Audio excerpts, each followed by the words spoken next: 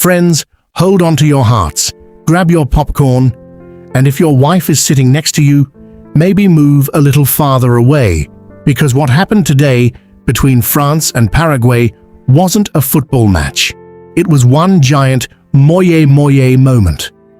On one side were the French superstars, who came in thinking they'd chew Paraguay up like a buttery croissant. And on the other side, Paraguay. Their defense looked less like a backline and more like a bank vault. Seriously, was it a defense or a shop shutter? It just refused to open. In today's video, we're going to roast this match from start to finish, so let's get straight into it without wasting any time. The moment the match kicked off, France started running like the police were chasing them. Mbappé was literally talking to the wind. It looked like there weren't football boots on his feet. There were rockets attached to them.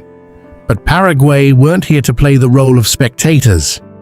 Their defenders were reading France's attacks before France even knew what they were doing. Every time a French striker charged forward thinking, "This is my goal," a Paraguayan defender suddenly appeared and basically said, "Easy there, buddy. Did you forget to invite us?" Honestly, Paraguay built such a massive wall that if China had seen it, they would have started rebuilding the Great Wall all over again. France won corner after corner after corner. More corners than the guys in my neighborhood take just to sneak away for a cigarette. But every single time, the ball either flew into the sky or landed safely in the goalkeeper's hands. That goalkeeper was catching crosses like someone was handing out free groceries. Then came the second half. Whatever both coaches said in the dressing room clearly worked because everyone came back looking twice as fired up. The French manager looked like someone had stolen his wallet 5 minutes before kickoff. And then the real chaos began. The referee started handing out yellow cards like wedding invitations. At one point, a Paraguay player got the tiniest little touch and collapsed like he'd just been hit by a speeding truck.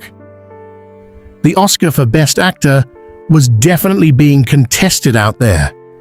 Even Neymar would have watched that performance and said, "Okay, that's a bit too much." France's fans were pulling their hair out. Paraguay's supporters were dancing in the stands, and the referee looked like the poor son-in-law stuck between two angry families at a wedding. The final 10 minutes were absolute madness.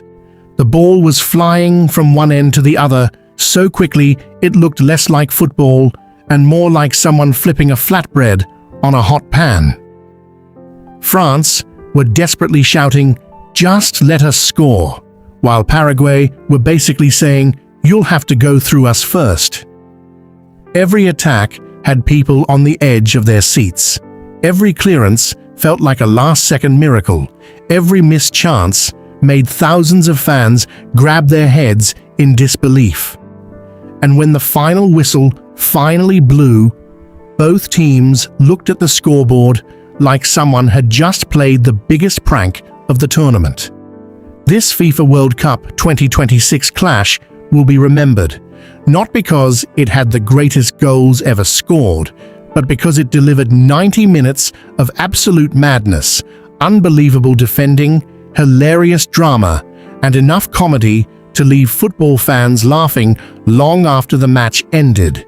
So, my football fanatics, the match may be over, but now it's your turn. Jump into the comments right now and tell me this. If France's coach were your dad after today's result, which